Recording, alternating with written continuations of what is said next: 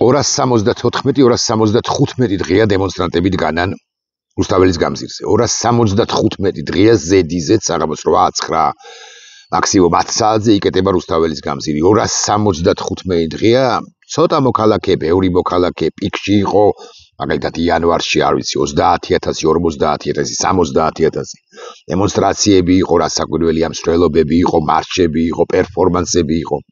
275 დღეა თუნდაც ცოტა მოქალაქე 10 არა 100 დაახლოებით 200 კეტავს რუსთაველის გამზირს, ჯარიმდებიან, მაგრამ ჯიუტად მეორე დღეს მიდიან და ისევ კეტავენ. ჯარიმდებიან, მესამე დღეს ისევ ბრუნდებიან და ისევ კეტავენ და ასე შემდეგ და ასე შემდეგ. არის ჩვენ საზოგადოებაში ათეულობით მოქალაქე, რომლებსაც 1000 ჯარიმა აქვთ. შეიძლება რამდენიმე ერთი ასეული მაინც, რამდენიმე ათეული მაინც, ხო? 100, 120, 150 კაციც კი შესაძლოა. ქართული ოცნების დე-ფაქტო ხელისუფლება არასოდეს დაფიქრებულა იმასთან დაკავშირებით, რა აჯიუტებთ მოქალაქეებს ასე. ვერც დაფიქრდება, იმიტომ რომ ქართული ოცნება რეალურად რუსული ოცნებაა, რუსული ხელისუფლებაა, რომელსაც განზრახული აქვს, რომ უღალატოს ქვეყანას და საქართველოს მიტენოს რუსულ სივრცეში. რუსეთის იღლიის ქვეშ. რუსეთი ჯოჯოხეთური სახელმწიფო რო ამაზე აღარ გავხურდები ახლა. ჯოჯოხეთური სახელმწიფო არა მხოლოდ იმიტომ, რომ უკრაინაში ის აწარმოებს ომს, კლავს ბავშვებს, აგე კიევი დაბომბეს გუშინ, ხო? და ყოველდღიურად ბომბავენ, შვიდობიან მოქალაქეებს კლავენ. არამედ იმიტომაც არის, დამატებით იმიტომაც არის ჯოჯოხეთური სახელმწიფო რუსეთი, რომ შიდა მოწყობა, შიდა სტრუქტურა, შიდა სივრცე ყოველგვარი საგარეო აგრესიის გარეშე, საგარეო აგრესიაზე როგორც არ ვილაპარაკოთ, არის აბსოლუტურად რეპრესიული, ჩაკეტილი, ადამიანის გამთელი, თუ გამთელავი, გამთელი ალბათ უფრო სწორი სიტყვაა, და დამანგრეველი იმაგიქაური საზოგადოებისათვის. ქართული ოცნების ხელისუფლება არა მხოლოდ საგარეო თვალსაზრისით ღალატობს საქართველოს, გასული წლის 29 ნოემბერს ბანდიტმა ირაკლი კობახიძემ რაც თქვა, ეს იყო ღალატი და ეს იყო სახელმწიფო კონსტიტუციური გადატრიალება, როდესაც მან თქვა, რომ საქართველოს აღარ მიდის ევროკავშირისაკენ და დაარღვია ამით კონსტიტუცია, არამედ საშინაო მოწყობითაც ღალატობს ქვეყანას საქართველოს ევროატლანტიკურ კურსს და ისე აწყობს ან ზუსტად ან მეტნაკლებად ისე აწყობს შიგნით ქვეყანას, როგორც არის მოწყობილი მისთვის მისაბაძი და საამაყო რუსეთის ფედერაცია. რა ხდება რუსეთის ფედერაციაში? რუსეთის ფედერაციაში კრიტიკული აზრი აღარ არსებობს. თუ ვინმე ცოცხალია, ის გასულია აღმოსავლეთ ევროპაში ან დასავლეთ ევროპაში ან შეერთებულ შტატებში და იქიდან მიკნავებულად ბლოგებით, ტელეარხებით, ტელეგრამ არხებით აკრიტიკებს რუსეთის ხელისუფლებას, როგორც ვერც ვერაფერს ხდება და ვერც ვერაფერს გახდება. იმიტომ რომ შორს არიან ისინი. იქ უშუალოდ მოსკოვსა თუ პეტერბურგში მათ არ შეუძლიათ, ფიზიკურად არ შეუძლიათ, შეუძლებელია, რომ ორგანიზება გაუკეთონ 10000-იან, 5000-იან აქციასაც კი. უშუალოდ შიგნით რუსეთში არ არის არც ერთი ოპოზიციონერი ცოცხალი ან თავისუფალი. ცოცხალი ვინც იყო ნავალნი დაბრუნებული დაიჭირეს მყისიერად და მოკლეს საპატიმროში და ასეთი პოლიტპატიმარი ყავს ასეულობით რუსეთს. პირები, რომლებიც მას აკრიტიკებდნენ რა გინდა რა მიზეზის გამო. ზოგი მათგანი კი არა, არიან რასაკვირველია დაღუპულები და მოკლულებიც, განდევნილები ან შეგუებულები. აი, მე გავიხსენებ ერთ ამბავს, რამდენიმე თვის წინ მე Facebook-ზე ამომიხდა ერთი ძალიან ცნობილი პირი, ავატარის გვარსახელი, ჩტოგზე კაგდა რასად როდის გეხსომებათ, ყოველ შემთხვევაში ჩემი თაობის წარმომადგენლებს, ეს ინტელექტუალური კლუბი, ეს თამაშობა და ასე შემდეგ. იქ იყო თუ გახსოვთ, ათამაშებდნენ ოქროს უკაცრავად ბროლის ბუს, პრიზად, ანუ ბროლის ბუს ვინც დაესაკუთრებოდა, ხო, ის იყო იმ წლის გამორჩეული ინტელექტუალი, სოდნე ინტელექტუალი, ხო და ერთ-ერთი ვისაც 2-3 შესაძლოა მეტი ბროლის ბუს კი აქვს სახლში კოლექციაში, აი იმ შტოგზე კაგდასი, ამომიხდა მისი გვარსახელი, მე მყისიერად გავუგზავნე და მეგობრების თხოვნა და მეც კაი გულუბრყვილო ვარ და მე მეგობრდა თუ არა, უთხარი რომ არ დავასახელებ მის სახელს და გვარს, რომ არ შეექმნას პრობლემები, იმიტომ რომ თეორიულად შეიძლება FSB აკონტროლებს თეორიულად ამ ჩემს ვიდეო ბლოგებს და მას პრობლემებს შეუქმნიან, არც იმ ქალაქს დავასახელებს, რაც ის ცხოვრობს და ვთხოვე, რომ იქნება და ჩამერთოთ ჩემს გადაცემაში კონტექსტი, ვისაუბროთ უკრაინასთან დაკავშირებით მეთქი. მეც კაი გულუბრყვილო ვარ, კიდევ ერთხელ ვიმეორებ, მე უნდა მივხვდარიყავი იმ თავითვე, რომ ამასთან დაკავშირებით კი არა, სულ ფლორაზე და ფაუნაზე მესაუბრა, ლიტერატურაზე მესაუბრა, მეცნიერებაზე თუ სპორტზე, ხო ის ერთ სიტყვასაც კი არ ამოიღებდა ქართულ მედიასთან, ამიტომ ვარ გულუბრყვილო. მან მიპასუხა მყისიერად და მიმეგობრდა და მიპასუხა, რომ რუსულად ვიტყვი, ტრუდნე у нас времена, ანუ რთული დროება დადგაო და მყერე არა მარტო წამშალ, არამედ დამბლოკა. ბუნებრივია, რომ ეს ჩემი აზრით მაინც პატიოსანი კაცი, ოღონდ რუსეთში ჩარჩენილი, არა ინოაგენტი, იმიტომ რომ ვერ გაბედა ინოაგენტობა, ანუ კრიტიკოსი არ არის, მიჩუმებულია, ბუნებრივია, რომ ის ხმას ვერ ამოიღებდა. და თუ ამოიღებდა, მას ან დაიჭერდნენ, ან შიდა პატიმრობაში ამყოფებდნენ, ან განდევნიდნენ, ან შეიკრავდნენ, ან მოკლავდნენ, ან რაღაც რეპრესიებში უთუოდ მოხდებოდა. ხო და ქართული ოცნებაც ამგვარ ქვეყანას აწყობს. მეთქი დამოუკიდებლად იმისა, კონსტიტუციონალისტები, აი ცნობილი კონსტიტუციონალისტები ორზე ვილაპარაკებ. ორი ყველაზე ცნობილი კონსტიტუციონალისტი ყავს ჩვენ ჯონი ხეცურიანი და ავთო დემეტრაშვილი, ასაკში შესული პატივსაცემები ერთ დროსაც თუ გნებავთ ასე ვიტყვი, რომ დღესაც მეთქი, მაგრამ ისინიც ისევ როგორც საკონსტიტუციო სასამართლოს უკლებლივ ყველა წევრი, ვინც გამოცხადდა 24 აგვისტოს კონსტიტუციის აღნიშვნის დღეს რაღაცა ყაველაშვილის თუ კობახიძის თუ ერთობლივ ღონისძიებაზე, ისინი აპრავებენ იმას, რაც ასაც ჩადის კონსტიტუციონალისტი, მთავრობის თავმჯდომარედ წოდებული ირაკლი კობახიძე, რეალურად აგენტი რუსეთის. და მთლიანად მისი გუნდი და მთლიანად ბიზინა ივანიშვილის გუნდი მათ მოაწყეს აკიკითხარით საკონსტიტუციო გადატრიალება გასული წლის 29 ნოემბრიდან, მანამდეც ისინი იყვნენ რასაკვირველია პრორუსული ძალა, ეს იყო პრორუსული ძალა, მაგრამ ამას რაღაც ჭყალებში გამართლება მაინც ჰქონდა 26 ოქტომბრამდე, ის დე იურე პოლიტიკური ძალა იყო. ახლა დე ფაქტო არის ყველაფერთან ერთად. რუსეთის ხელისუფლებისაგან განსხვავებით სხვათა შორის. პუტინის ხელისუფლება დე იურე ხელისუფლებაა, ეს არ ნიშნავს იმას, რომ მას არჩევნები არ გაუყალბებიან, მაგრამ რომც არ გაეყალბებინა, გასული ყველა არჩევნები პრაქტიკულად ის უპრობლემოდ მოიგებდა იმ ჩამყაყებულ რუსეთში, რომელიც ვეება და ვებერთელაა და რომელშიც პროპაგანდა რასაკვირველია ძლიერია, სალავიო კისილიოვების, სკაბაევა და მისი კურო. ხო, მათი პროპაგანდა ძლიერია, მოიგებდა რასაკვირველია. მაგრამ კვლავ ვიმეორებ, ის დე იურეა, იმიტომ რომ არ გაუყალბებია კი არა, გააყალბა, მაგრამ მოიგებდა ისედაც.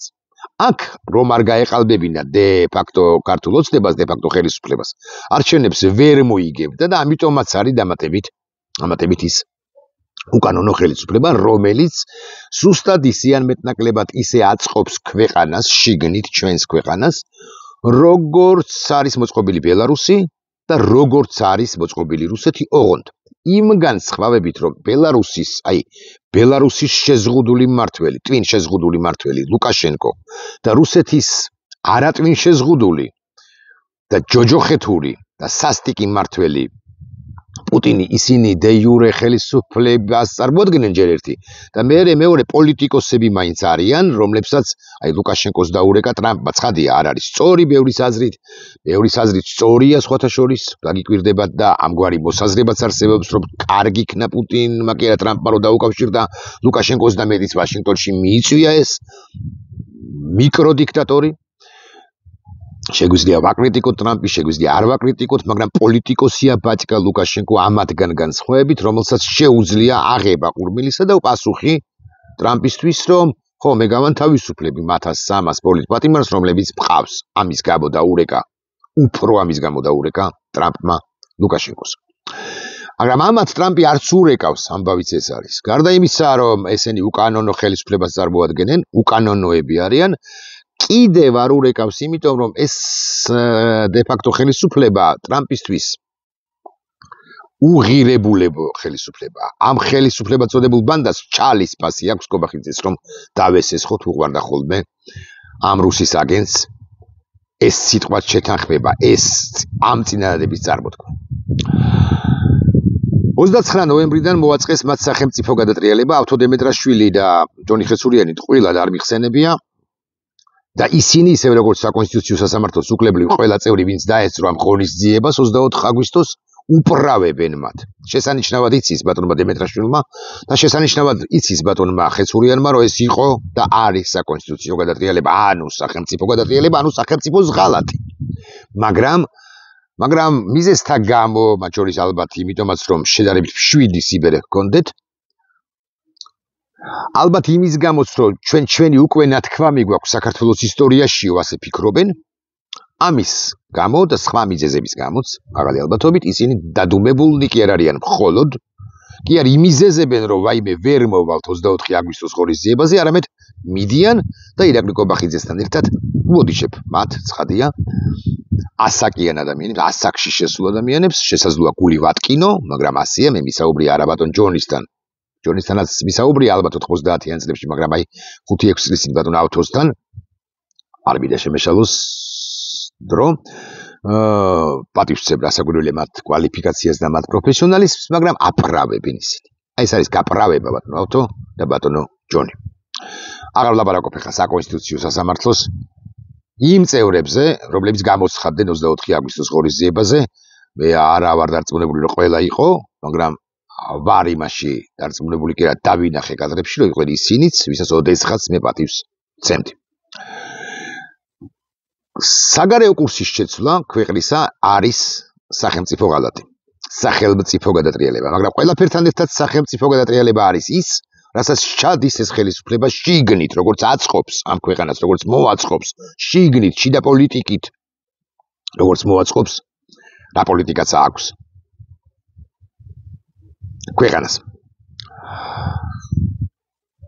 რუსეთის ხელისუფლების მსგავსად და დარად ყველაფერს ებრძვის, რაც მის წინააღმდეგ არის. თავისუფალი აზრის გამოხატვის შესაძლებლობას არტოვებს და რა გინდა რა მიზეზებს იფიქრებს, იგონებს, მოიფიქრებს ხოლმე, რომ უკლებლივ ყველა ოპონენტი ან დააპატიმროს, ან განდევნოს. გახარია განდევნა, ხაზარაძე დააპატიმრა. ხაზარაძე არა მხოლოდ, არამედ სულა ჯაფარიძე, ნიკა გვარამია, ნიკა მელია, სხვები და სხვები. ან მიაჩუმოს და მე შემიძლია გავიხსენო პოლიტიკოსები, რომლებიც მიჩუმდნენ. მათ შორის ქართული ოცნების ხელისუფლებასთან და ხელისუფლებაში მყოფები გასულ წლებში, აი 10 წლის წინ, 12 წლის წინ. ან განდევნოს, ან დაიჭიროს, ან შეიკრას ამგვარების გახსენებაც შეიძლება, რომლებიც ოდესღაც ახმამაღლდნენ და თქვეს, რომ ქართული ოცნება რუსული ძალაა. და ახლა ამავე ქართულ ხელისუფლებასთან, ქართულ ოცნებასთან არიან შეკრულნი კი არა, მისი ნაწილნი არიან. მე ბევრჯერ მიხსენებია რამდენიმე გვარი. ხო, თავდაცვის მინისტრი, მაგალითად, ჩვენ დღევანდელი. ხო, არის რუსული ოცნების წარმომადგენელი. ოღონდ ოდესღაც ის ახმამაღლებული იყო და ამბობდა, რომ ესო რუსული ხელისუფლება არის. თეა წულუკიანს ამავე პარტიის, იმ პარტიის, სადაც იყო ბატონი ჩიქოვანი, ეს არ უთქვამს არასოდეს. თეა წულუკიანს კი არ ვიცავ, მაგრამ არ უთქვამს არასოდეს, რომ ეს რუსული ძალააო. თეა წულუკიანისთვის იმ თავითვე ცნობილი იყო, რომ ეს რუსული ძალაა და იმ თავითვე უნდა და თეა წულუკიანს რუსულ ძალასთან კოოპერაცია, კოორდინაცია, თანამშრომლობა ყოფნა რუსულ ძალაში. ამიტომ პრობლემა არ წარმოადგენდა და არ წარმოადგენს ქართული ოცნების რუსულობა თეა წულუკიანისათვის. აქვე ვიტყვი, რომ ჩემი მოსაზრებით სრულიად სიგიჟეა თეა წულუკიანის მეორედ გათხოვებაზე, მის მიერ ქმრის შერთვაზე თუ მის დაოჯახებაზე სხვა მამაკაცზე ამაზე ყურადღების გამახვილებას 7 ჯერ ან 17 ჯერ შეუქმნია ოჯახი. იყვნენ ბედნიერები მისი შვილები, მისი ოჯახი, ეს არამც და არამც არ შეცვლის არც უშუალოდ თეა წულუკიანისა. თეა წულუკიანი იყო, არის და იქნება რუსი და მე ძალიან დიდი სურვილი მაქვს, რომ სურვილის დონეზე, რომ შვილებმა მისმა არ აგონ პასუხი მშობლებზე, ამ შემთხვევაში დედაზე. ჩვენ უნდა მოვახერხოთ როგორმე, რომ შვილებს არ დავაკისროთ პასუხისმგებლობა ქმედებებზე, რომლებსაც სჭადიან მშობლები. დრო აზრეულ წლებშიც კომუნისტების დროს ჩვენ ბევრი ისეთი შვილი ვნახეთ, რომელიც ბევრად ჯობდა მშობელს. ბევრი ისეთი შვილიც ვნახეთ და ცოცხლებიც არიან, ზოგი მათგანი, რომლებიც სრულიად გაემიჯნენ მშობლებს. კონცეპტუალურად კი არ უთქვამთ, რომ მამა ჩემს გმობა, დედა ჩემს გმობო არა, მაგრამ გაემიჯნენ სხვაგვარი ცხოვრებითი ცხოვრეს და ჩვენ ვისურვოთ, რაგვარიც არის ხო, ერთ შემთხვევაში კი არა, ამდენადაც ვიცი კი ერთი არ ვიცი შვილების რაოდენობა, მაგრამ ერთი ხო ყავს, ან მინიმუმ თია წულუკიანს და იმ ერთის გვარი არის კაკულია, აი ეს კი დავიმახსოვრე. ხო? აი ეს ახალგაზრდა ადამიანი, სქესიც არ ვიცი მისი, იყოს ნეტავი საქართველოს პატრიოტი. საქართველოს de facto ხელისუფლება გადაგვრთავს ხოლმე ამ მეორე ხარისხოვან საკითხებზე იქ ვიღაცა მეძავი დაიჭირეს, იქ რაღაც პროსტიტუციაში ედავებიან ვიღაცას და ჩვენ მთელი ჩვენი რესურსიც ან მათზე ღლიცინზე, ან ამ გვარ მეორე ხარისხოვან საკითხებზე მიდის და იხარჯება. არ არის ეს საინტერესო. საინტერესო არის რაც ჩადის ეს ხელისუფლება წოდებული ბანდა და ეხლა უკვე გადავდივარ კონკრეტულ საკითხზე, იმიტომ რომ აგეთ 16 წუთია ვსაუბრობ და იმაზე კი არ მისაუბრია. იცით თქვენ, რომ საქართველოს ხელისუფლება წოდებულმა ბანდამ უკლებლივ ყველას რომ ებრძვის ინდივიდების დონეზეც კი და ჯერჯერობით ჩვენ არა ვართ რუსეთი, ბელარუსი, მაგრამ ამ გზაზე ვდგავართ. იმიტომ რომ ყველას განდევნის, ყველას დაიჭერს, ყველას გააჩუმებს, ყველას მოისყიდის, ანუ ბევრს და ბევრს. საქართველოს ხელისუფლება წოდებულმა ბანდამ ახლა თქვა ამგვარი რამ რამდენიმე დღის წინ, რომ სისხლის სამართლის პასუხისმგებლობით ისჯება და არათუ სისხლის სამართლის პასუხისმგებლობით ეს ერთი ამბავია. პრაქტიკულად სამშობლოს ღალატი, მუხლი უნდა რომ მიუყენოს რამდენიმე იმ არასამთავრობო ორგანიზაციის ლიდერებს, რომლებმაც და ხაზგასმით ვამბობ, აქციების დროს საკუთარი თანამშრომლებისთვის იყიდეს პირბადეები, ხუთავი აირისაგან დამცავი პირბადე უნდა ვთქვა, თუმცა შესაძლოა სხვა რამე ჰქვია. ახლა ვებით.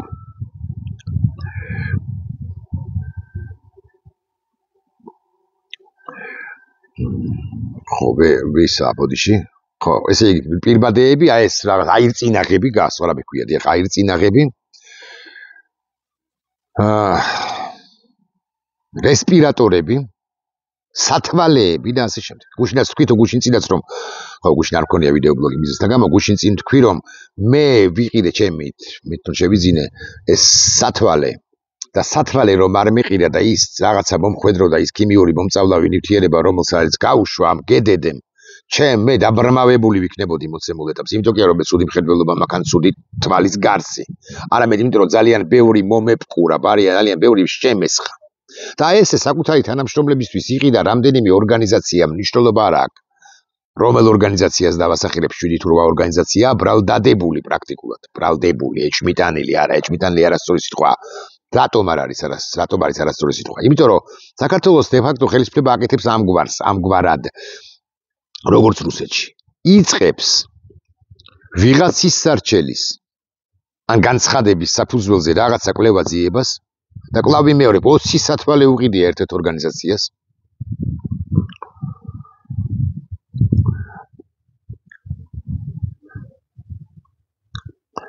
კონკრეტულად ისფეთს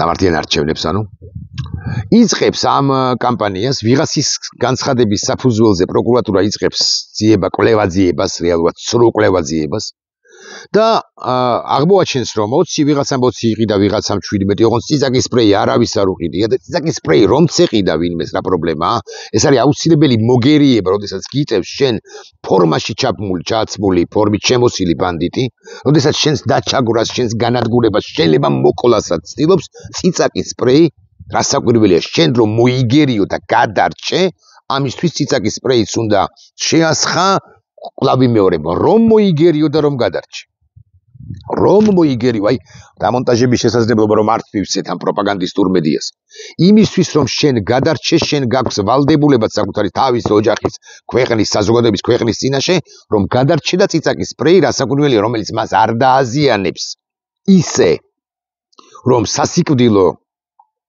ლეტალური შედეგი დადგეს შენ გაქვს ვალდებულებაც კი ოჯახის წინაშე მოდი შვილების წინაშე რომ ისინი მოიგერიო რომ არ შესწირო შენ შეაკვდე აი ამ გედედეს ანუ რუსულ სპეცდანიშნულების რაზმს რომელიც მოქმედებდა და მოქმედებს საქართველოში ამაზე გამამახვილებ ყურადღებას გუშინაც თუ გუშინ წინაც თქვი ფორმის ჩაცმა არ ნიშნავს იმას რომ ბანდიტი არ არის ფორმის ჩაცმა და ქართული არა ფორმის ჩაცმა და კანონიერი ქმედება კანონიერი ხაზს უსვამ. ადამიანის უფლებებზე ორიენტირებული, ადამიანის უფლებათა დაცვაზე ორიენტირებული, საზოგადოების ინტერესების დაცვაზე ორიენტირებული და არა რეპრესიული ქმედება არის სწორი და არადასჯადი. თუ ფორმას ფორმით შეიმოსები და შენ მოქმედებ როგორც ბანდიტი, შენ ფორმიანი ბანდიტი ხარ. ეს უნდა გაბიგოთ ყველა. და საქართველოს გედედე თუ პოლიცია თუ ავიცი ძალოვანი სტრუქტურები ყველა ერთად პრაქტიკულად თუ ასე შემდეგ პრაქტიკულად იქცნენ რუსულ სპეცდანიშნულების რაზმებად და სადამსჯელო რაზმებად. და ისინი არ ემსახურებიან დამოუკიდებელ საქართველოს, არა იმიტომ რომ რომელიმე ეპოლეტები უნდა აიხსნას, პაგონები და გაიქცეს და დემონსტრანტებს შორის ჩადგეს, არა რასაკვირველია, მაგრამ მან არ უნდა სცემოს, არ უნდა მოკლას, არ უნდა დაჩაგროს, მოკლას შეიძლება არ მოუკლავთ, მაგრამ მაინც არ უნდა დაჩაგროს მოქალაქე, თუნდაც მისივე ხელისუფლების ოპონენტი. ის მის გადარჩენაზე, მის უსაფრთხოებაზე უნდა იყოს უზრუნველყოფილი და არა მის დასჯაზე და მით უფრო იმ მეთოდებით დასჯაზე და როგორც კი ესეთი მეთოდებს გამოიყენებს, ანუ სჯის ის მსგავსება დგებუაძეს, რომელიც აფურთხებს წიამაღლებელს, შესაბამისად დგებუაძე არის რუსი და უკლებლივ ყველა თანამშრომელი გედედესი ვინც ან პოლიციის, რომელიც მართლსაწინააღმდეგო ქმედებებს ჩადიოდა და მოგილბეთ მიწა აბრძანება გქონდა სხვა შორის მიწემული. ხო? ის არის რუსი. გაგიკვირდებათ და ქართულად მეტყველებს თუ არ მეტყველებს ამისგან დამოუკიდებლად. ხო და ამ ადამიანების წინააღმდეგ, რომ ამ ადამიანების მიერ გამოშვებული მხუთავი აირისაგან დაეცვათ თავი მოქალაქეებს, ისფერმა თუ სხვა ორგანიზაციებმა, IDF-მა, სხვა ორგანიზაციებმა, საფარმა, სხვა ორგანიზაციებმა შეიძინეს 20-30 ჯამში 1200, 1500, ოკეი 2000 ლარის ღირებულების პირბადე, ეს აირწინაღი, სათვალე და ასე შემდეგ და საქართველოს დე-ფაქტო ხელისუფლებამ რომელიც აკიკითხავთ რომ რუსულად აწყობს, რუსეთულად აწყობს ამ ქვეყანას, მინი რუსეთს ქმნის აქ, ბიძინა ივანიშვილი პერსონალურად თქვა რომ რატომ შეიძინეთ სათვალეები. 827 ლარის სათვალე რატოა შეძენილი? რატომ ეხმარებოდით მოქალაქეებს? რატომ იყავით ადამიანის უფლებების დაცვაზე ორიენტირებული? რატომ გადაუხადეთ ვიღაცას ჯარიმა, ვიღაცას მართლა უჭირს 5000 ლარის გადახდა არავისთვის არ არის იოლი და ძალიან მცირე რაოდენობით მოქალაქეების დახმარება გადაწყვიტა რომელიმე ერთმა ან ყველა ორგანიზაციამ გადაუხადეს 5-5000 ლარი, 3-3000 ლარი, არ ვიცი ჯარიმები, ვიღაცას წამლებით შეეხიდნენ, ვიღაცას ხსენებული აირწინაღები მიუტანეს, ვიღაცას მიეხმარნენ რაღაცა სოციალური საკითხის გადაწყვეტაში და აი ამის გამო საქართველოს დე-ფაქტო ხელისუფლებამ როგორც რუსეთში ისინი დაადანაშაულა პრაქტიკულად სამშობლოს ღალატში მუხლი, რომლითაც დადანაშაულებული იქნება უკლებლივ ყველა ხელმძღვანელი ამა თუ იმ ორგანიზაციის აკიკითხავთ 7-8 ორგანიზაცია, 3 დაგისახელეთ და კიდევ არის ორგანიზაციები ცხადია. მუხლი არის პრაქტიკულად სამშობლოს ღალატის ტოლფასი და 20 სათვალისათვის ვუტრირებ ცხადია 2000 ლარის თუნდაც წიწაკის სპრეიში გადახდისათვისაც არც მომხდარა, მაგრამ მაინც თუნდაც წიწაკის სპრეის გადახდა. არა 2000 ლარი ამგვარი ხარჯისათვის ამათ სამშობლოს ღალატით გაასამართლებენ მომავალში. რას ცდილობს ქართული რუსული ოცნება? სწორედ შიგნითაც ქვეყნის შიგნით საქართველოს რუსეთის თარგზე, რუსეთის ყაიდაზე მოჭრა მოგწევას.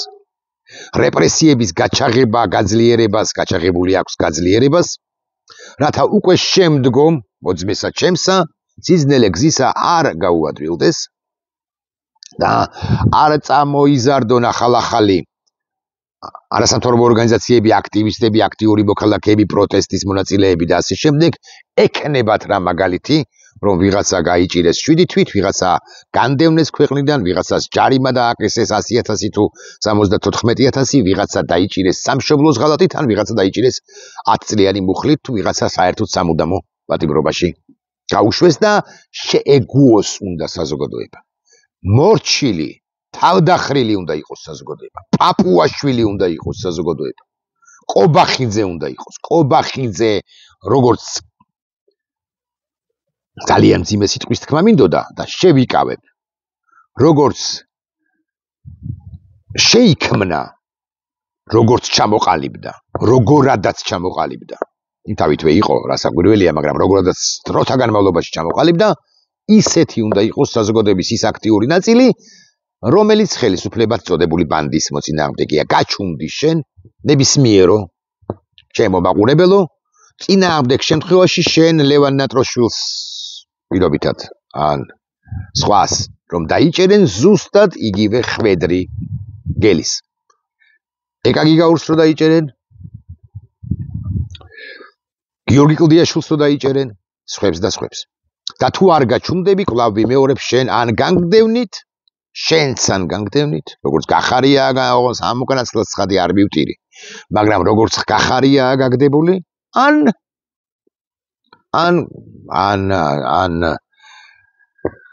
უმძიმეს აქაურ მდგომარეობა შემოსავალიც კი არ გექნება რომ იწოდე მაინც.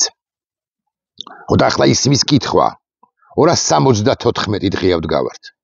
275 წელიწადი გახდება მალე.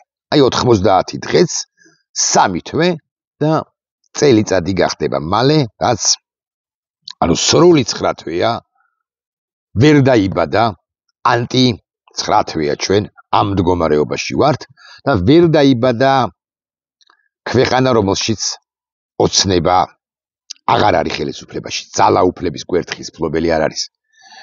რა დააბადებს ამგვარ ქვეყანას? სუსტად ისეთი არა, იმაზე ბევრად მძაფრი აქციები, როგორებიც იყო გასული წლის ნოემბერ-დეკემბერში და მიმდინარე წლის იანვარ-თებერვალში. ამგვარი უმძაფრესი აქციები, მე არ ვიცი ეს არის 4 ოქტომბერი თუ არა, გულახდილად გეტყვით. 200,000 კაცი, 300,000 კაცი, მაგრამ ეს უნდა იყოს მუდმივი აქციები.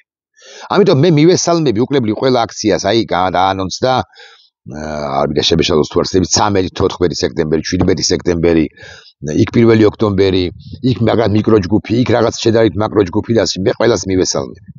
მაგრამ ეს ჩემი მისალმება ერთია და მეორეა რომ არ კმარა საიმისოდ რომ ქართული რუსული ოცნება გაუშვათ. აქ არის საჭირო კიდევ ერთხელ გავიმეორებ მუდმივი აქციები. რომ რუსეთულობა ან რუსეთობა არა მხოლოდ საგარეო კურსში გამოხატული რუსეთობა, საქართველოს ევროატლანტიკური კურსის ღალატი დასრულდეს, მაგრამ გარდა ამისა ისიც დასრულდეს, რასაც რეპრესიული მანქანა ჰქვია ამ ქვეყანაში. მათ დაიწყეს უკლებლივ ყველას დევნა და ან დროთა განმავლობაში წლები შეიძლება დასჭირდეს ამას, ხო? ისინი მიადგებიან ყველა ინდივიდს, ყველა იმ პირს, ინდივიდუალურად ყველა იმ პირს, ვისაც 2 სიტყვა მაინც, 7 სიტყვა მაინც დაუწერია. დაუწერია უთქვამს, წარმოუთქვამს, უფიქრია თუნდაც ხელისუფლებად წოდებული ბანდის საწინააღმდეგო. მე არ მგონია რომ 275 დღე მოგვიწევს ლოდინი ამათ გასაშვებად, მაგრამ ჩემი ეს ოპტიმიზმი გულახდილი რო ვიყო. დაფუძნებული არ არის რაციონალურ გათვლებზე. ჩემი ეს ოპტიმიზმი არის ერთგვარი შეძახილი ან ვალდებულება თუ გნებავთ ასე ვიტყვი რომ გითხრათ თქვენ რომ ბეტონებო ატონებო იმის გამო რომ კონიუნქტურა მსოფლიო ამგვარია და ასე შემდეგ წესითა და რიგით ისინი ვერ გაჩერდებიან, იმიტომ რომ ჩვენც აგე ვაპროტესტებთ და ვიდრე უკანასკნელი ქართველი დგას რუსთაველის გამზირზე კეტავს 100 თუ 347 ადამიანი რუსთაველის გამზირს, ხო ეს უკვე ნიშნავს ეს რომ ჩვენ ცოცხლობთ, ოპლა ჩვენ ცოცხლობთ, პეთქავთ, ჩვენი გული ცემს, ეს ყველაფერი გასაგები. მაგრამ შეძახილი აუცილებელი აქვე ვიტყვი, იმიტომ რომ თქვენ ოპტიმისტურად იყოთ, იმიტომ რომ თუ თავი ჩაქინდეთ, მე ვალდებულება მაქვს. ხო, ახლა გამოდის ღვთისა და ერის წინაშე, ასე უნდა ვთქვა. ხო, ისტორიის წინაშე რომ არასოდეს არ წარმოვაჩინოს საკუთარი თავი მოდრეკილ ადამიანად, რომელმაც თავი ჩაღუნა და მე 145 ადამიანი რომ ისმენს. ცოტა ანუ, ბევრი კი არა. შეიძლება 327, მნიშვნელობა არა აქვს და ეიმედებათ ამ ადამიანებს. მაგრამ იმისთვის რომ ჩვენ მართლა გავიმარჯვოთ. არ გვეყოფა 100,000 კაციანი აქციები, როგორებიც გაიმართა ნოემბერში თუ დეკემბერში თუ მიმდინარე წლის იანვარში. მარშები, მშვიდობიანი მარშები, პერფორმანსები, კარგები, თეატრია მიცეკვა, ისეთი ცეკვა იყო. ხო, გაგიჟდებოდი. იქ შეას ყოველდღე ასრულებდნენ ქართულ ხალხურ სიმღერას, ხო? გალობდნენ კიდეც. ისეთი იყო გაგაჟრჟოლებდა, გაგაჟრიალებდა, გაგიჟდებოდი, მაგრამ არ ყოფნის ეს ყველაფერი. მე იმისკენ არავის არ მოუწოდებ, რა საკვირველია რომ ქვა თუ იარაღი აიღეთ მეთქი, რა საკვირველია არა, მაგრამ ჩვენ უნდა მოვახერხოთ ისე გადაძაბვა, რომ ესენი კომპრომისზე, ამათი კომპრომისი არ გაიშვა, მათყუარების კომპრომისი არ გაიშვა, გადააგორებენ და მერე ძველ ამბავს დაუბრუნდებიან. არა, კომპრომისზე კი არ წავიდნენ. არამედ გაწაეთრნენ. წინააღმდეგ შემთხვევაში, როგორც საგარეო კურსის თვალსაზრისით, ისე საშინაო მოწყობის თვალსაზრისით, საქართველო იქნება ყველაფერთან ერთად ღარიბი ქვეყანა. ღარიბი, რომელშიც ინვესტიციას არ განახორციელებს არც ერთი არადემოკრატიული, ან ბევრი არადემოკრატიული ქვეყანაც კი. მათხოვრებად გადავიქცევით. ასე რომ ამბობენ ხოლმე, პურის ფული არ გვექნება. ის ყალბი ეკონომიკური ზრდად წოდებულიც კი, ქაღალდზე არსებული ისიც კი გაქრება. და ყველაფერი რასაკვირველია შეეტენება ვინმეს ოპონენტს ციხეში მყოფს თუ ოპონენტს გაგდებულს. უნიათობა კი არა. ღალატი შეეტენება. აქვე ორი სიტყვა. აღაი ლევან ნატროშვილი ვახსენე. მის ორგანიზაციაზე ისფეთზე გავრცელებია ამ პროპაგანდისტურ მედია იმედს რაღაც სიუჟეტად წოდებული. იქაც ჟურნალისტად წოდებული რაღაცებს ბოდავს. ნახეთ როგორი სისტემა აქვს აწყობილი დე ფაქტო ხელისუფლებას, ვინმე შაქარაშვილის მსგავსი, ნანა კაკაბაძის მსგავსი. უზარმაზარი ფული რომ აიღო 2012 წლის არჩევნებში და აი ნანა კაკაბაძის მსგავსი და ყოველწლიურად თუ ყოველ არჩევნებზე დიდ ფულს რომ ხაფავენ ისინი, ხო, ნიკოლაიშვილის აგენტები. რაღაცას დააბრეხვებენ, მერე იწყება პროკურატურის მიერ ვითომ ძიება, მერე ბრალის წაყენება და მერე პროპაგანდისტური მედია ფუთავს ექსკლუზიურად ჩვენ მოვიპოვეთ ინფორმაცია, რა ექსკლუზიურად მოიპოვეთ წყაროებს. ეჩალიჩებოდით დიდი ხნის განმავლობაში თუ რა, ქართულმა ოცნებანა პროკურატურამ გადმოგცათ ეს და გითხრათ, რომ ეს უნდა გააკეთოთ, აი დავალება და დედი თქვენი შვილები ხართ, ან ბებია თქვენი შვილიშვილები, რომ ეს არ გააკეთოთ. ის არ ვიცი ხილთასოდენობა 4494 ლარი ან 7222 ლარი აღარ გექნებათ. აღარც ექსპერტებს, აღარც ექსპერტებად წოდებულებს, აღარც ჟურნალისტებად წოდებულებს და აღარც მემონტაჟეებად წოდებულებს. თუ ამას არ დაამონტაჟებთ, ამ სიუჟეტად წოდებულს არ გააკეთებთ და ამ ექსპერტულ დასკვნას არ დაწერთ თუ წარმოთქვამთ. და ესეთ მონებად გაქციათ ბიძინა ივანიშვილმა. თქვენ კონკურენტულ გარემოში ვერ გაძლებდით და იმიტომ შესანიშნავად იცოდით. ეს და იცით ახლა, ამიტომ უკლებლივ ყველაფერზე, მათ შორის ქვეყნის ღალატზეც კი აწერთ ხელს. აი ღალატი ეს არის. ადამიანის, მათ შორის ადამიანის ასე გაწირვა, ორგანიზაციის ადამიანის და ასე შემდეგ. არა მამ